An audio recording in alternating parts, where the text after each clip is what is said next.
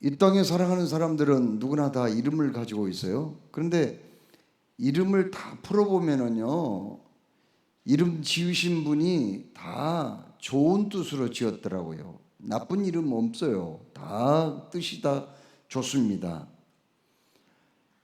여러분, 사람 이름 지을 때 죽을 사자를 써서 지은 사람 없잖아요. 망해라, 그리고 불행하게 살아라, 그런 뜻으로 지은 이름 정말 없어요. 그런데 오늘 우리가 읽은 그 역대상 4장 9절 10절 말씀에 야베스라는 사람의 이름이 나오거든요. 근데 그 야베스라는 이름은 별로 좋은 이름이 아니에요. 뜻이 뭐라고 나왔어요? 그 어머니가 내가 수고로이 낳았다, 그런 뜻이에요. 그러니까 야베스는 태어날 때 어머니가 순산을 하지 못했는가 봅니다. 혹은 이 임시를 해서 너무 경제적으로 가난하고 어려워서 고생을 했다든지, 아니면은 그 아이를 낳을 때 도저히 아이를 낳아서 기를 만한 그 형편이 되지 못한 가운데 낳을 수도 있죠. 그렇지 않고서 어떻게 그 이름을 내가 수고로이 낳은 자식이다, 그런 뜻으로 이름을 지을 수가 있겠습니까? 여러분, 야베스는 이렇게 태어나자마자 환영을 받지 못한 사람이었다 하는 것을 알게 됩니다. 차라리 내가 임신하지 않았다면, 너 태어나지 않았다면 더 좋을 걸, 내가 너를 낳은 것을 후회한다는 의미까지 거기에 있거든요. 또 너 앞날이 고생문이 훤하다, 이런 의미도 거기에 있습니다. 이름 속에 말입니다. 결코 순탄하게 그가 태어나지 못했다는 것을 알게 됩니다. 그런데 10절 말씀을 보니까요, 야베스는 살아가면서 복을 누리지 못했고 정말 그 이름대로 적당한 땅도 없었어요. 또 환난과 근심이 참 많았던 사람이었습니다. 사람이 어떻게 이름까지 안 좋게 지어줬는데 정말 그 이름대로 그가 별로 그렇게 넉넉하지 못했어요. 행복하지 못했다고요. 그러나 야베스는 자기의 그 삶이 너무 이렇게 힘들고 어렵고 불행하고 평안이 없는 그런 삶에 그냥 자포자기 하지는 않았습니다. 그래서 나중에 어떻게 됐나요? 그의 인생이 역전이 되었다는 사실을 알게 됩니다. 나중에는 놀라운 복을 받았다고 오늘 여기 10절에 말씀하고 있어요. 자, 그러면 야베스라는 사람이 도대체 뭘 해서 그렇게 복을 받았을까요?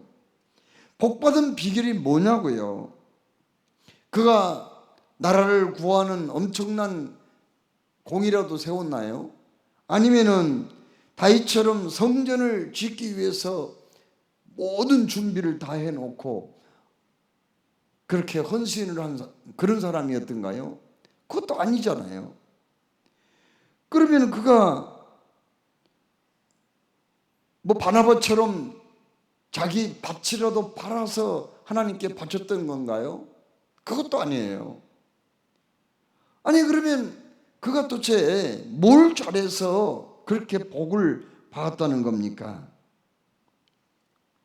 놀랍게도 성경은요, 그가 잘했다는 무슨 특별한, 하나님께 충성을 했고 헌신을 했고 헌금을 많이 바쳤고 특별한 일을 했다는 그런 말씀은 여기에 한마디도 없어요. 단지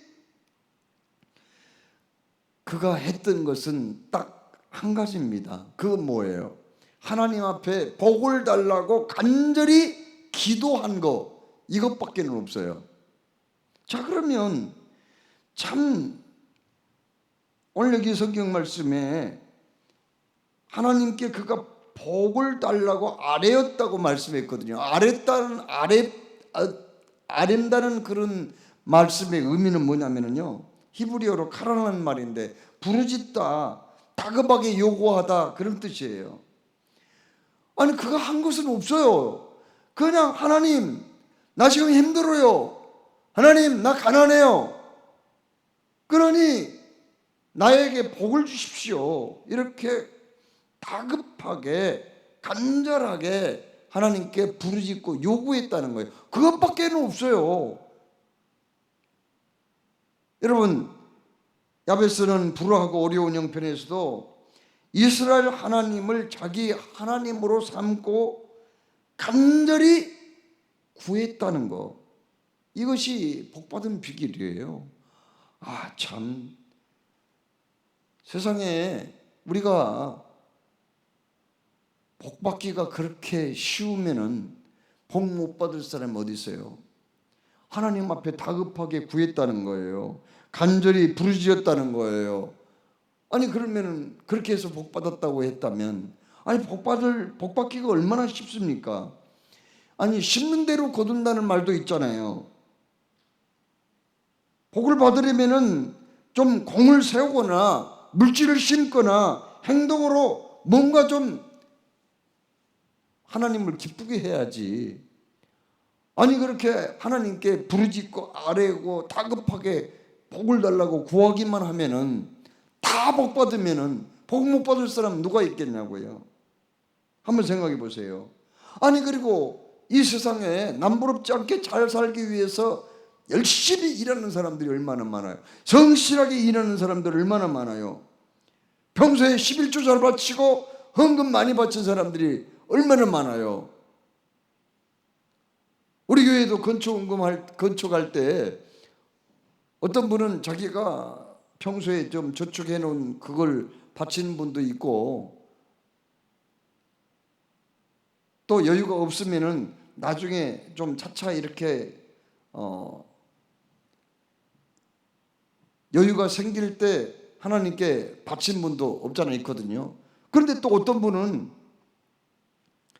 돈이 전혀 없어요. 부도가 났어요. 그러니까는 빚을 내 가지고 또 헌금하신 분도 있더라고요. 어떤 할머니는 그냥 한글도 못 읽어요. 아무것도 못해. 그 성경을 못 읽어요. 그 한글을 모르니까요. 학교 문턱에도 안 가봤으니까요. 장가간 아들하고 이렇게 같이 사시는 나이 드신 그 어머니였는데, 그래서 언제나 그 기쁨으로 교회를 다녀요. 언제나 그냥 흥얼흥얼 어디를 가나 그냥 찬송을 부르는 거예요. 근데 찬송가는 완전히 그분이 작곡한 거예요. 그냥 입에서 나온 대로 그냥 부르는 거예요. 내 주를 가까이 하게 함은, 뭐 이런 식으로 찬송을. 그런데 언제나 그분 옆에 가면은 찬송 소리를 들어요. 흥얼흥얼 이렇게 찬송을 불러요. 그런데 그분이 갑자기 몸이 아파가지고 돌아가시게 됐는데, 그 동네 어느 그 권사님한테 부탁을 한 거예요. 내가 죽으면은 내 그 베개를 좀 뜯어보라고. 그래가지고 그분이 임종을 맞게 될 때 가가지고 정말 베개를 뜯었거든요. 그분이 매일 사용하는 베개를 뜯었더니 세상에 베개 속에가 가득 돈이 들어있더라고요. 그걸로 건축원금을 바쳐달라는 거예요.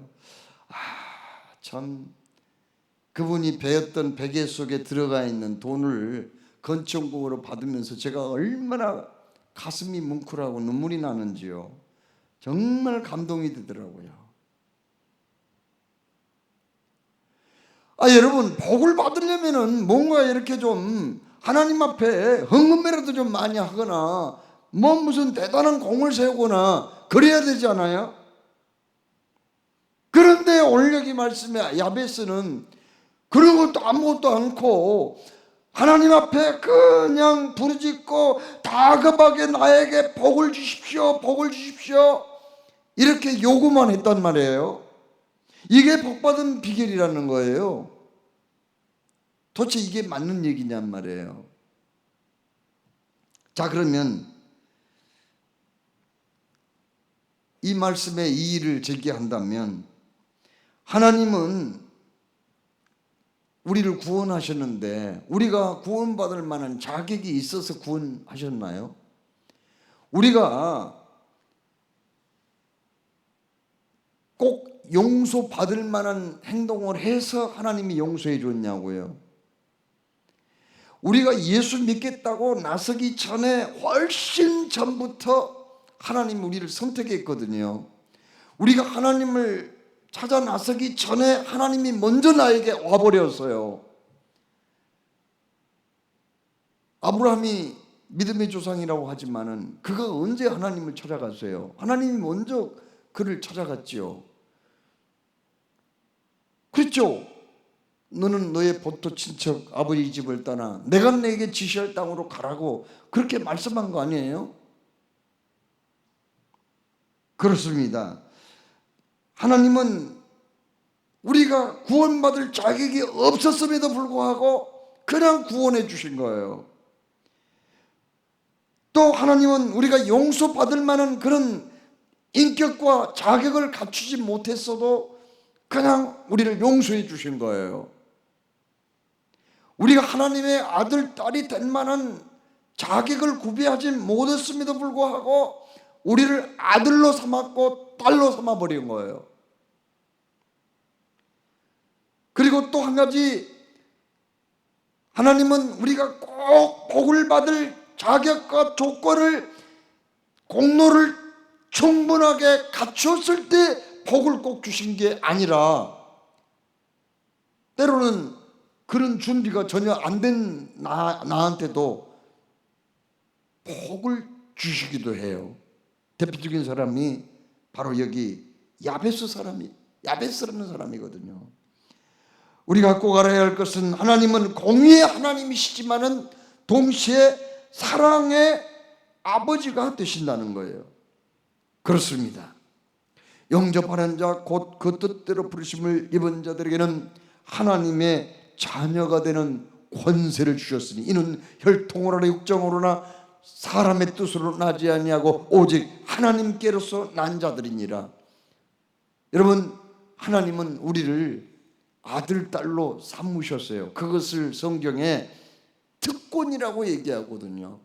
무슨 특권이라는 거예요? 특권 중에 가장 중요한 특권은 아버지께 우리가 구할 수 있는 특권이에요. 우리가 구하기만 하면은 하나님은 주셔야 할 의무가 있는 거예요. 왜요? 하나님 우리 아버지잖아요.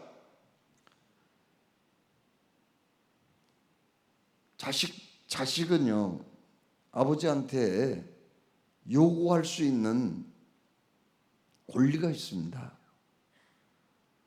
그리고 때로는 요구하지 않아도 부모님이 돌아가시면은, 혹시 재산을 가지고 계시다가 돌아가시면은요, 저절로 자식한테 그게 오게 돼 있어요. 왜요? 상속권이라는 게 있거든요. 그와 마찬가지로 우리가 예수 믿고 하나님의 아들, 딸이 되면은요, 당연한 권리가 있다니까요. 하나님께 복을 달라고 구할 수 있는 권리가 있는 거예요. 우리의 필요를 채워주시라고, 나의 가는 길을 인도해 주시라고, 그리고 나는 반드시 천국에 가야 되겠다고 그렇게 요청할 권리가 주어지는 거예요. 그래서 그걸 하나님의 자녀가 되는 특권을 주셨다고 성경에 그렇게 말씀하고 있거든요. 여러분, 야베스는요, 복을 달라고 기도를 했는데 그냥 대충 한 건 아니에요. 히브리어는 그 문법이 반복하잖아요. 반복하면 최상급이 되거든요. 그런데 뭐라고 얘기했냐면, 야베스가 나에게 복의 복을 달라고 그렇게 기도했거든요. 복의 복을 달라, 반복이 있잖아요. 그러니까 하나님, 나에게 최상급의 복을 주십시오. 하나님, 작은 복 말고 큰 복을 주십시오. 나에게 갑절의 복을 주십시오 라는 의미가 거기에 있는 거예요. 이 사람 참 대단한 사람이에요. 특별한 그 불행하게 태어나고 뭐 좋은 가정 환경도 아니고 또 뭐 그냥 환난고 풍파도 많고 마음의 평안도 기쁨도 없는 사람인데 기도하는 것 보면 야무지게 한 사람이에요. 야베스가 대단한 사람이에요. 배짱이 있는 사람입니다. 그러나 배짱만 있는 게 아니라 제대로 믿음이 무엇인가를 깨달은 사람이에요. 이 사람은요. 야베스가 하나님께 어떤 기도 드렸느냐. 하나님, 나의 지경을 넓혀 주십시오. 그렇게 기도를 합니다.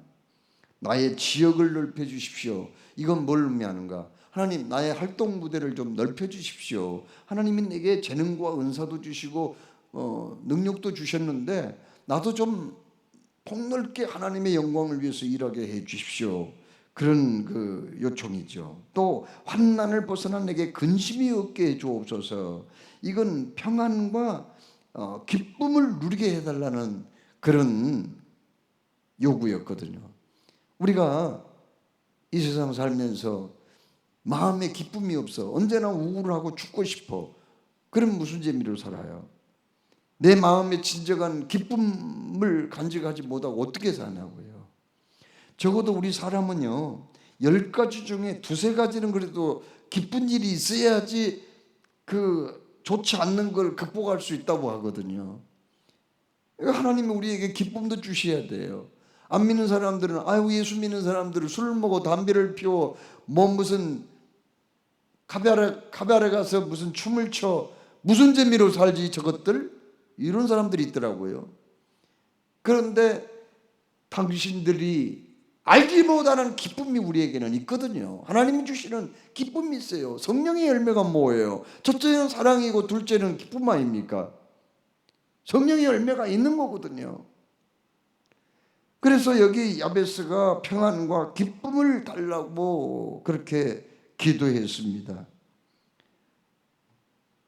여러분, 그가 무슨 복받을 충분한 자격을 갖췄거나 하나님께 그만한 공을 세운 것은 아니지만은 오직 믿음으로, 하나님은 나의 아버지시기 때문에 아들인 내가 구하면은, 자식인 내가 구하면은 주실 것이라는 그 믿음으로 부르짖어서 그 인생이 역전이 됐다는 거예요.